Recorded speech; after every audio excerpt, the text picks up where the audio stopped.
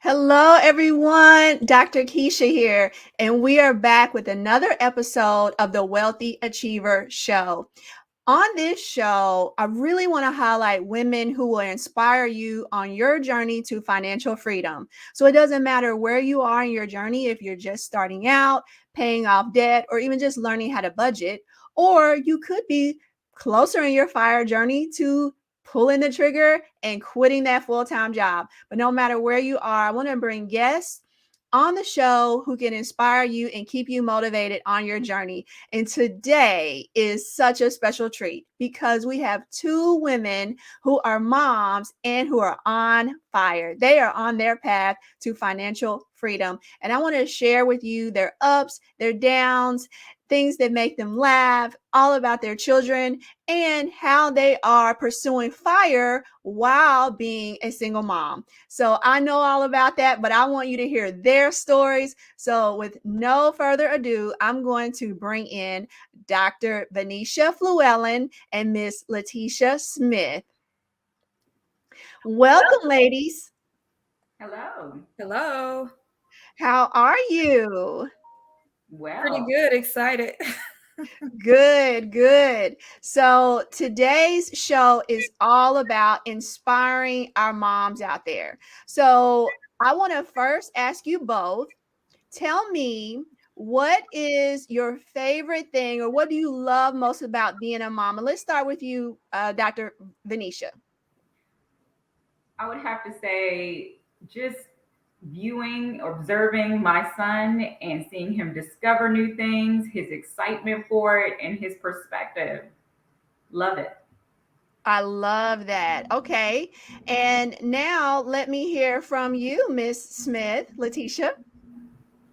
Yeah, I have always dreamed of being a mom. And what I love most about it is the fact that I have this little person that adores me, sees all my flaws. And I mean, we just have the most fun, the best times. I can relate. I love having two boys, but when I tell you at night when I go to bed, I am tired. Do you hear me? Not tired, but tired. Yes, Fall into the bed. Can you relate? Yes, yes. absolutely. Exactly. Okay. So let's jump into that a little bit more. I want to hear. So, we talked about what we love most about being a mom, but we also know that there are challenges when it comes to being a mom. So, let's just jump in there and talk about some of those challenges because there are other moms listening and there are women who are considering being moms. So, what are some of those things as a mom that you're challenged with? And then, how do you overcome those challenges? Letitia, let's start with you.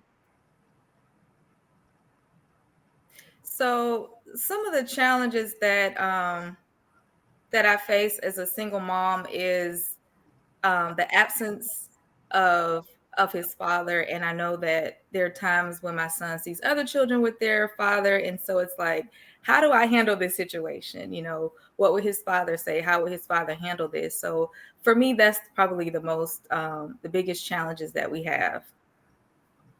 All right. Awesome. What about you, Venetia?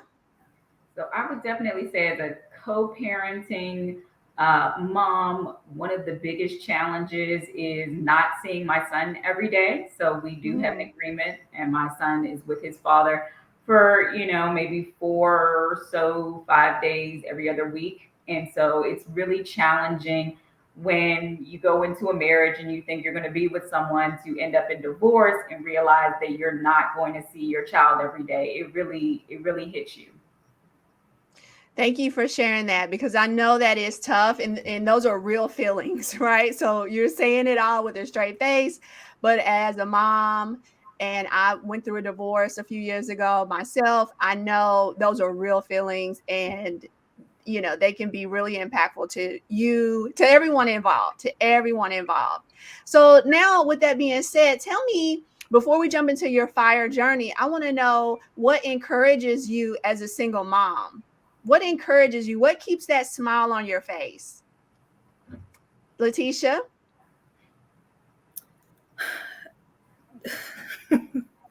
What encourages me as a single mom is seeing my child happy, um, knowing that everything is dependent on me.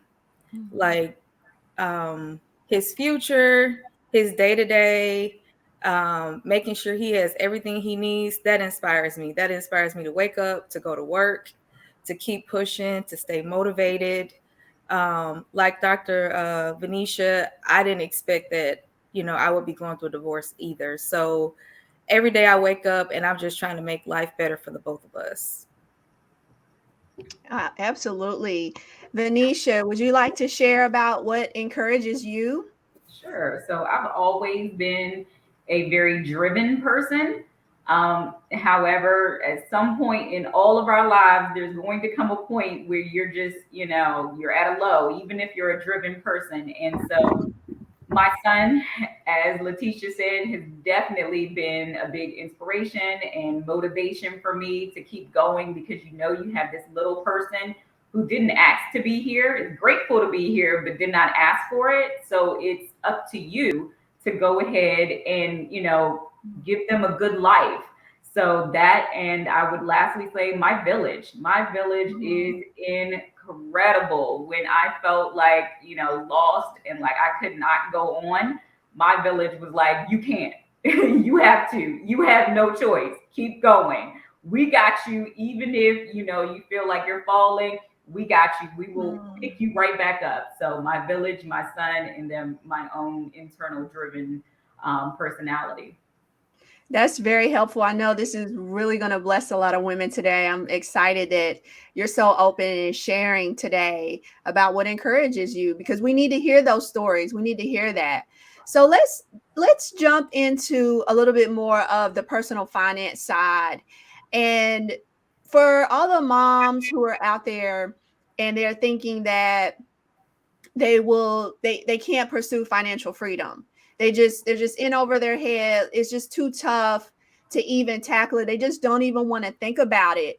And since the both of you are on a path to financial freedom where you've decided to take control of your finances and budget and work towards paying off debt, and want to look at your financial future and decide when you can retire and all those sorts of things, what kind of advice would you share to a woman who thinks that there's just no hope financially? And either of you can answer. I'll go for it first, LaTisha. Okay. All right. So I have always been good at saving and all of that. However, looking at financial freedom and independence is a whole nother level of things. It's not just saving, it's about trying to create some wealth. And I know when I first started looking at the debt that I was in terms of student loans, and I know a lot of people have these, so I definitely want to share my story. It just seemed like it was too much. It was overwhelming. But I think going out there and getting knowledge is important. As an educator, I definitely believe in seeking knowledge, but also going out there and trying to see who's in a similar place as you are. So don't go looking at the people who came from money and are making money, but look at people that are similar to you. Once you know that it's attainable, then you have no reason why you shouldn't go out there and pursue it. And it doesn't have to be like, oh, I'm definitely going to have this tomorrow. But if you pursue it, it will become an obsession, and then you will have no choice but to succeed. Oh, the obsession is real. I have followed both of you on your journey. Obviously, we've known each other about a year now, I guess. Both of us, all three of us. And thankfully, through the Wealthy Achiever program, what God had put on my heart to start sharing with other women how to pursue financial freedom. And so that's how I met the both of you. And through my obsession with it, I think you both became pretty obsessed with pursuing your financial freedom goals. And so I'm just so happy to know that you're both still on your journey, and you've learned the material through the Wealthy Achiever program, which at that time was called the Complete Financial Freedom Program or Trading Wages for Stocks. We've gone through several iterations of names, but at the end of the day, the Wealthy Achiever program, I'm so proud that it is helping you on your financial journey. LaTisha, would you like to share anything about your journey that may help another woman who's listening? Sure. So I've always saved and budgeted as well. I've always been one to sort of like eliminate debt. The way I was raised, my mom always say you pay your bills first and then you play later. And so I've just kind of lived by that philosophy. And, prior to getting married, I didn't have any debt. We're living pretty comfortably. But as a result, life happens, things change, and divorces can be very expensive. And I found myself overwhelmed with debt. And, although, I'm working in my career, there was always this idea of whether or not I would have enough. And, how am I going to get out of this situation, and not really seeing a pathway out. And I was so blessed. I've been praying and asking God, like, how in the world am I going to get through this? And I remember one night I ran across Dr. Keisha's story, and it was amazing. It hit me like a ton of bricks. I was like, I have got to meet this lady. I have got to understand what she did so that I can do it too. Here it was, she was young, somebody that looked similar to me, similar educational background, and I was excited. And I am still excited. And I'm really looking forward to, getting out of debt and really focus on my journey of building wealth for myself and for my son. I mean, I have a legacy now. And so, I don't want my son to have to deal with some of the challenges that I did growing up. And so this path has got me on fire. It's got me excited. And I really would love for other women to also feel that sense of hope, that there is a way. Even if you find yourself in a situation that you never thought you'd be in, there is a way out. And, it just really enlightens me every day when I buy something, or when I'm thinking about buying something, I'm thinking about my plan. I'm thinking about the fire. I'm thinking about the future. So I just have a totally different perspective on how I spend now. So that's exciting. That is exciting. Thank you so much for sharing that, because that is going to help. And I know I keep saying this, but it's the truth, because people need to hear the stories. And that's what I learned, because I thought no one really cares about my story. No one cares I went through a divorce. No one cares I saved $750,000. Nobody cares about that. But it turns out people do care, because it helps them see what's possible. So thank you both for sharing your story, because you're blessing others to hear it and say, you know what, that I can resonate with that. I can resonate with, when I get ready to buy something, can I buy it? Or, I've always been good with budgeting, but what's next? And, I love my child. Everything I do is for my child. They're going to resonate with those pieces, and they'll be inspired to continue on. So thank you. So with that, I would like to show you some things that I'm going to send. Let me describe these to you. So to Vanecia and LaTisha, I'm going to send you my Diary of a Single Mom in the mail. The Diary of a Single Mom is just a line page journal, but it's yours, right? It's something for you to feel that you can keep, that's yours. So as a mom, anyone out there can relate. As a mom, you feel like you don't have anything. I was talking to Vanecia a few days ago. I said, I can't even go to the bathroom without a knock at the door. LaTisha's agreeing. I mean, we literally cannot even go to the bathroom. It's like they have a radar. Oh, mom's in the bathroom. Let's go knock on the door. And so this is Diary of a Single Mom. That says, this is mommy's, stay out. It's just a space for you to journal and think about, reflect on where you've been, where you're going. And then I have something for your little ones. This is a book that my son wrote. It's called Divorced: 7 Keys to Making It Through Your Parents' Divorce.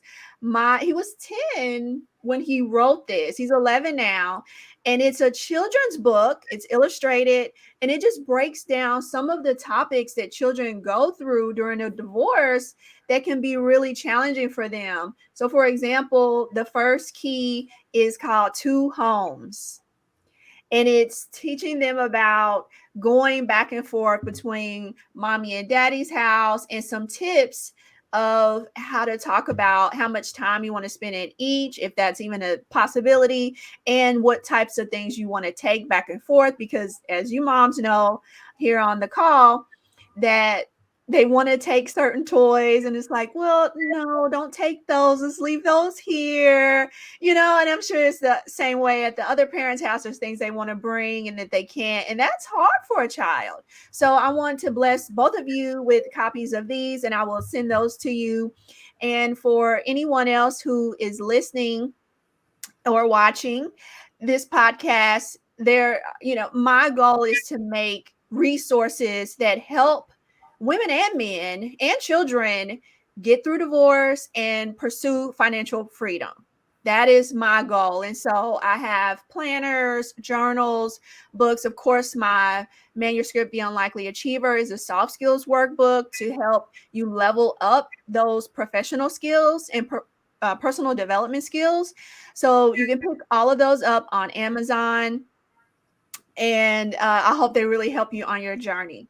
So now let's jump into career, because achievers need to know what is possible for them in their career. So I would like to start with LaTisha, if she can describe to us her career profession, what types of duties are in that profession, and maybe what salary range could someone expect, maybe coming right out of college. What could they expect right out? And then maybe even close to retirement, what is kind of the top that they could expect to achieve in their salary? Hi there. So I actually just recently got promoted. I was working as a software test engineer for a number of years, and just recently got promoted to a business analyst. What I do on a day-to-day basis, I work very, very closely with the stakeholders in the business that I work for. I work for an IT firm for the Veterans Affairs. So I work really closely with my manager. I act as a liaison between the business and also my development and testing teams, to making sure that the requirements are clear, they're understandable. I work with development team to make sure that any questions that they have before actually developing their tasks are clear and complete, and also clarify any questions that our test engineers have as it relates to the business requirements. I also work with the other functional analysts as well. We also share ideas on improving our processes and our systems across the engineering firm. Someone that graduates from college in this field will probably start off making somewhere around $70,000 up to about $120,000 a year, but it really depends on your geographical area, because it does tend to change depending on the area that you're in and the cost of living. Nice. And Vanecia is a professor. So would you like to share what your discipline is and just the range? And I can help you with this one because I was a professor for 10 years as well. But if you want to share anything about the professorate that may be interesting to those who are listening. Okay, sure. So I am a professor. I am currently teaching in marketing, but my PhD is in information systems. So prior to teaching in marketing, I was teaching in information systems.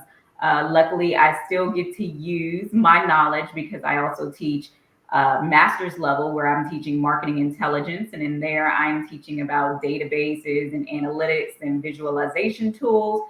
And on the undergraduate level, I am teaching principles of marketing, which every person, in my opinion, I don't care what field you are in, needs to understand about marketing. If you want a job one day, you have to market yourself. So how do you do that? How can you be a savvy consumer? And that's what we are talking about right now. So when is it time to listen? When is it time to tune out some marketing messages, etc.? So in order to be a savvy consumer, it's best to understand marketing at its best. So that is my field currently. I'm also an advisor. I also am an advisor in the school system, but I'm also an advisor outside to a nonprofit organization and a mentor. I also am an entrepreneur, and so I have my own business. So there's a lot of things up in the air that I'm juggling all at once.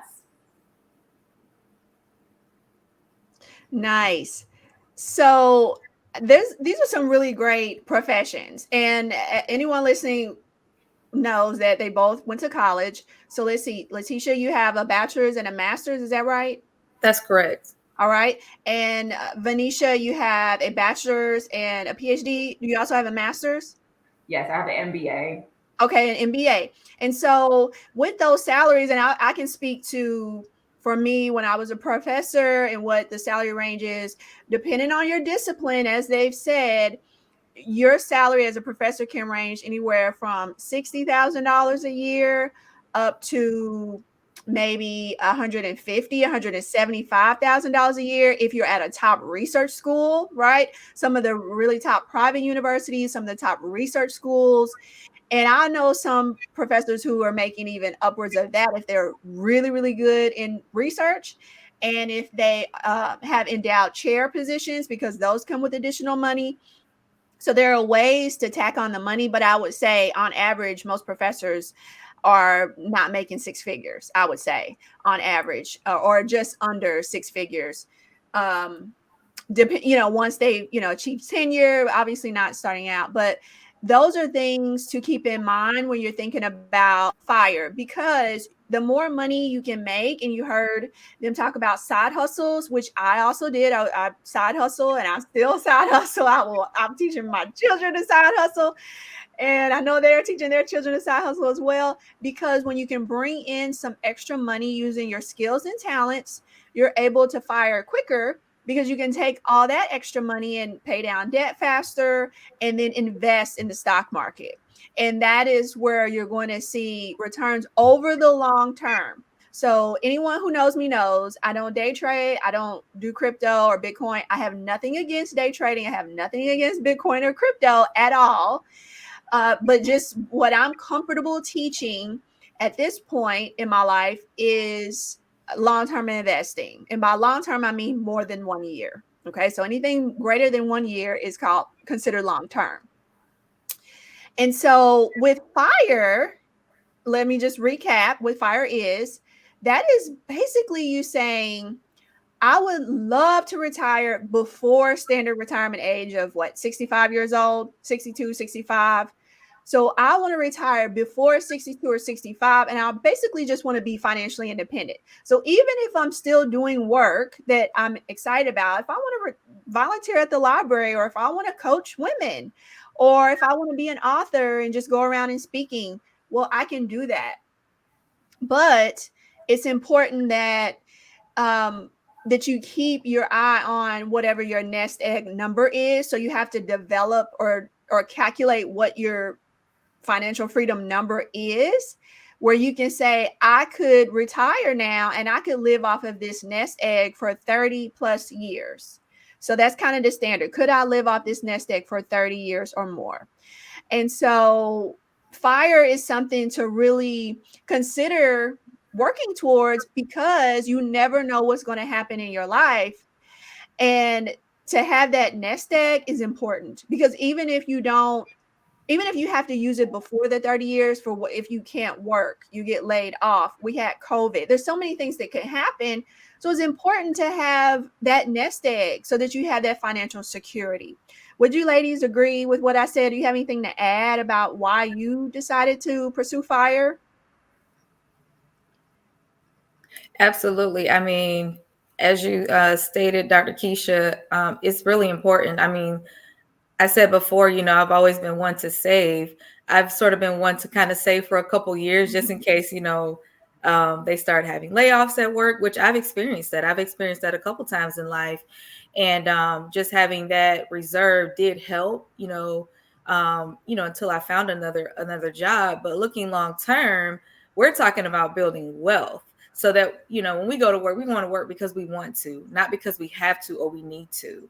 And that freedom means the world. I mean, just knowing that, hey, if I don't want to go to work, I don't have to. I mean, I've always dreamed of that. Now, how to get there has always been a mystery, but now we have something that is actually practical. We can, put it in practice and actually work towards it. And I think that's what's so fulfilling about this program.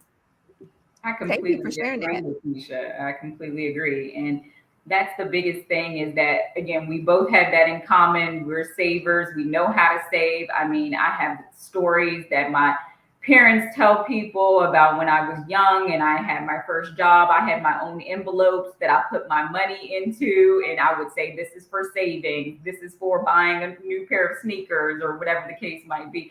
but creating wealth is a whole different story.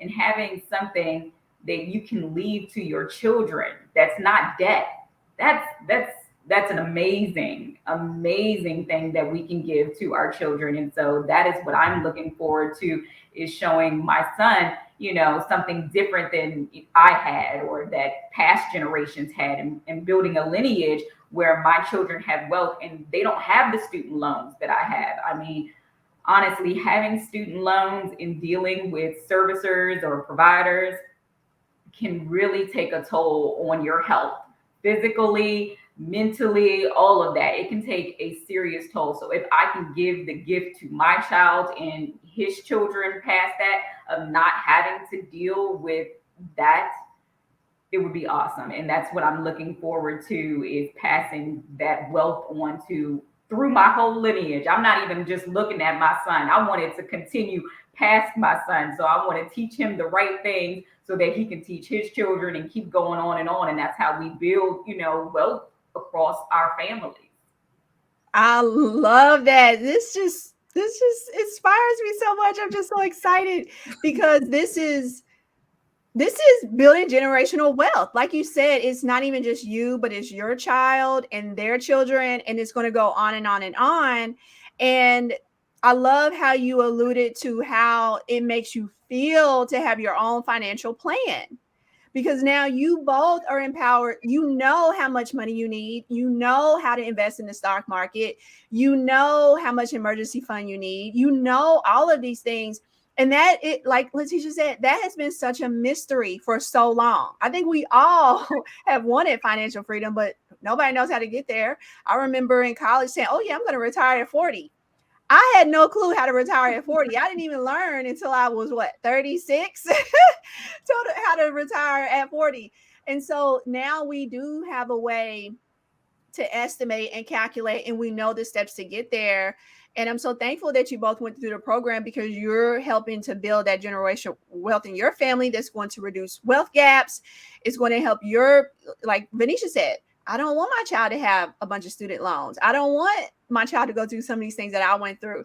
And that is key for a mom, and especially being a single mom. Kudos to you both for pursuing this. Okay, so I'm going to ask one final question. And before we wrap up, one final question. And that is, what do you really want out of life? And I don't mean things, right? I mean, what do you really in this life want for yourself and for your family? And I know that's a tough one, right? Because we don't always get the luxury of time of just sitting around and daydreaming about the ideal perfect life. But I think it's important to manifest exactly what you want out of life. And if you don't mind sharing, let us know, what is it that you really want out of this life? Vanecia, would you like to go first? Sure.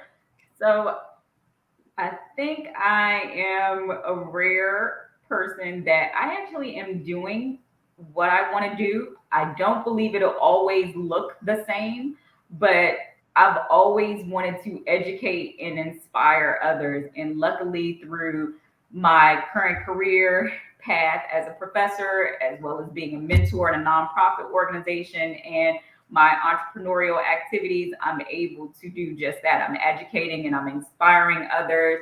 And I'm also doing it through being a mother to my son. And I think that it will look different in the future. I'm not sure. I believe that God had put this as my purpose, to educate and inspire. But I do believe that your calling changes. So at this point in time, it's where I am right now. I don't know how long this will be the case, but as long as I'm educating and inspiring, I know that I'm living my purpose. And whenever God tells me it's time to move, I'm gonna be ready to move, because I listen. I listen. I wasn't always a listener, and I got some lessons in that. So right now in life, I'm a listener. So I'm ready to move when he say move. Okay. I love it. I love it. Yes, let's be ready. What is that saying?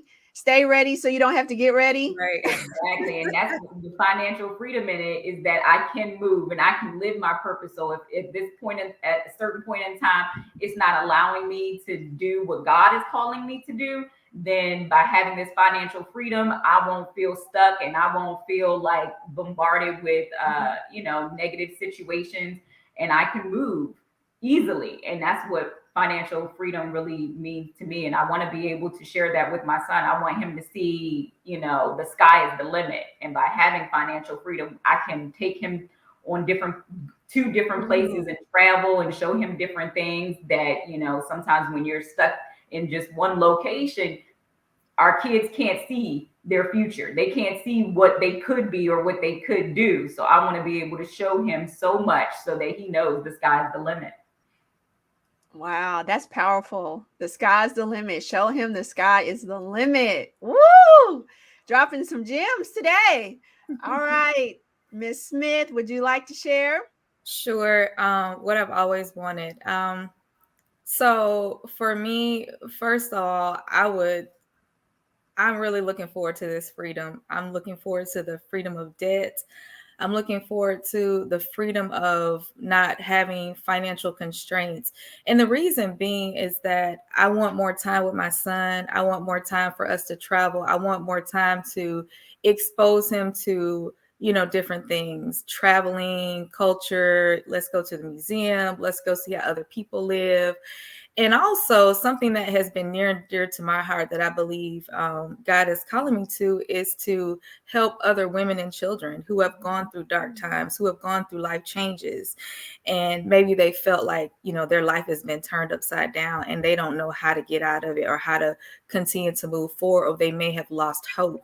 And so I want to be that beacon of hope that really help people see and understand that it's not over, and you can rewrite your story, and you can start today, and you can move forward with whatever it is that God is, has for you. I see so many young people here in my community where it just seems like they're just going along like zombies. They have no idea that, whatever has gone wrong in their life, that they don't have to stay there. They can absolutely make a change today, whatever that may mean. And so I just want to be able to have my time back so that I can, do more and really, reach the people that I feel that need to hear my voice and need to hear my story. I love that, LaTisha. I love that. Very well said. I want my time back. And so, one of the things that I've heard you both talk about today is going through the program, and it's an educational program that I want people to know that this is where you learn all those things you don't even know what you don't know. So, even when it comes to how do I really budget in a way that's easy and it saves me a ton of money, because as they know, I really teach you how to shave expenses, and from even reducing your mobile phone bill from $100 a month to $200 a year. To it's yeah, exactly. LaTisha's saying exactly. She switched as well, and all these other small hacks that I've done to be able to just bring the expenses of life down. There's some things we're paying for we just really don't have to pay for. And so they're talking about the Wealthy Achiever Financial Freedom Program, and it's a 4-week program, and there's coaching involved. And one of the things that women tell me the most important aspect of it is that community and being able to hear other people's questions and just having that support there of other women who are also going through it and in the same boat. And I just don't think there's anything quite like the Wealthy Achiever program, because we take you from point A of let's just look at everything that you have and put it all on the table. And let's come up with what your net worth is today. Let's go through your budget. Let's go through your debt. Let's go through your retirement accounts. Let's teach you how to invest in your retirement accounts. Let's teach you how to invest in the stock market. Let's come up with what your FIRE number is and how much you need to start saving and investing to reach it, to become financially free in the year you want to become financially free, right? And so that motivation of even just knowing what your number is will really help propel you on your journey. And it feels so good to have that financial freedom plan. So if you're interested in all the things that these ladies have said today and that I'm always preaching about, knowing your numbers, you have to know your own numbers. And that is a financial freedom program.